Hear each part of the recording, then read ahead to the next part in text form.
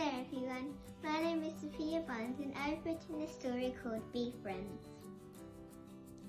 Once upon a time there was a huge beehive. It was like a city for bees. No, it wasn't like a city for bees, it was a city for bees. One of these bees was called BB. BB had a little sister called Evie, but they called her Eve. They lived in a comfortable golden honeycomb with their mum and dad. When BB was very young, he stung a human because he was whacking a beehive with a long wooden plank. He could have died, but as he was not a honeybee, he didn't. He's a bumblebee. Right, let's get back to the present day, shall we?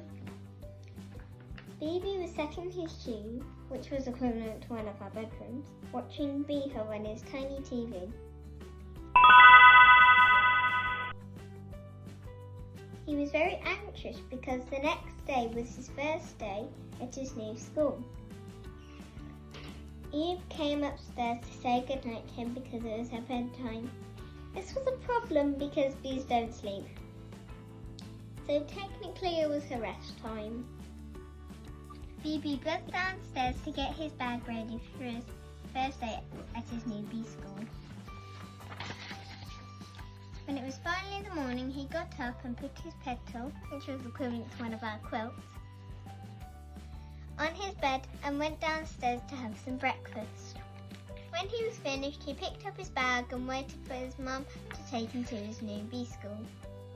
He was going to be the new bee.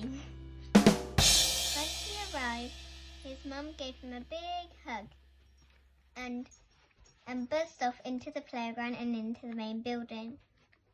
When he entered, the new teacher was waiting at the front door. Hello, you must be BB. My name is Miss Bev, and I will be your teacher. If you follow me, I will take you to your classroom. When they walked into the classroom, every bee that was in the class was sat down waiting for the lesson to start. Good morning, everyone.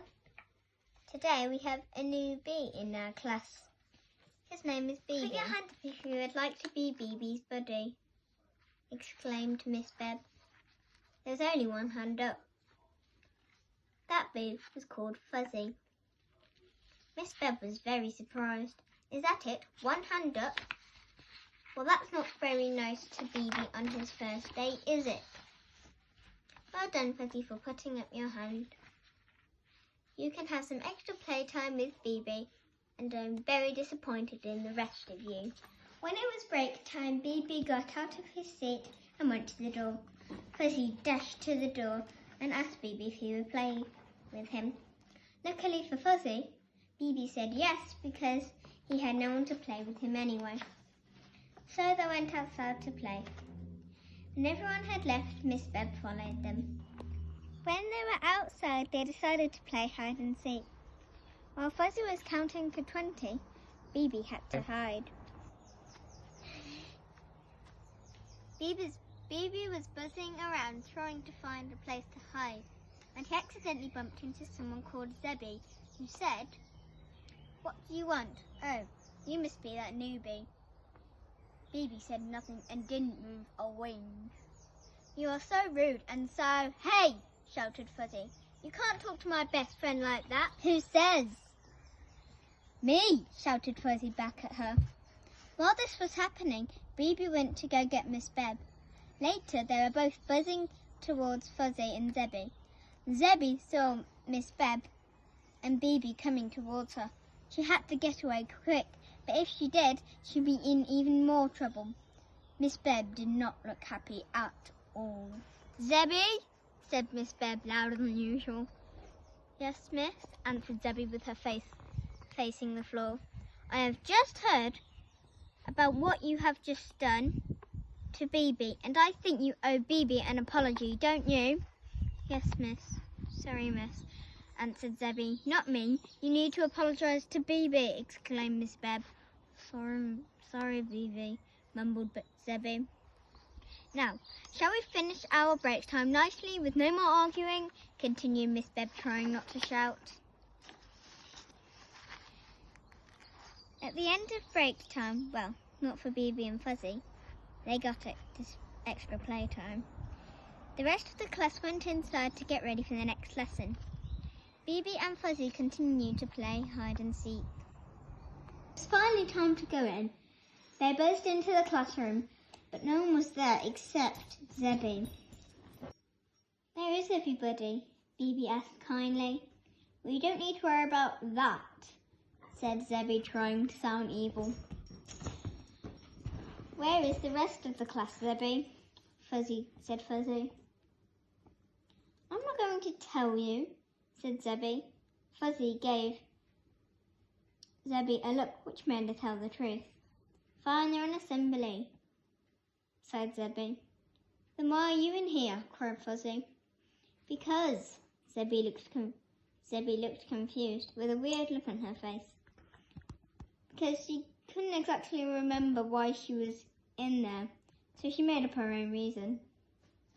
I'm in here because Miss Beb wanted me to make sure you come back in again."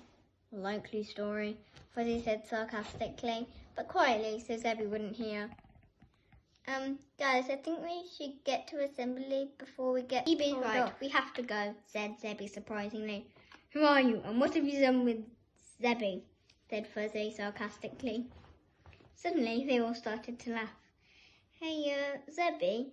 asked Bibi. "Yes, Bibi," answered Zebby. "I know it's all of a sudden, but we've all just laughed together and I really enjoyed it, so, you want to be my friend?" quivered Bibi. Okay," said Zebby, being kind for once. Hearing that made Bibi very happy. They gave each other a hug. Just then, Miss Beb and the rest of the class came in from assembly. This reminded Zebby why she didn't go to assembly. Miss Beb had said to her that she had to stay in the classroom to make friends with Bibi and Fuzzy, and she did. "So, Zebby, did you do what I asked?" said Miss Beb. "Yes, miss, I did," answered Zebby while smiling at Bibi and Fuzzy. So in the end, they all lived happily ever after. The end. I hope you enjoyed my story.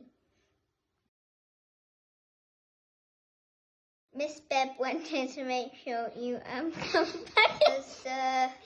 Miss Beb wanted to make sure you come back again. A likely story.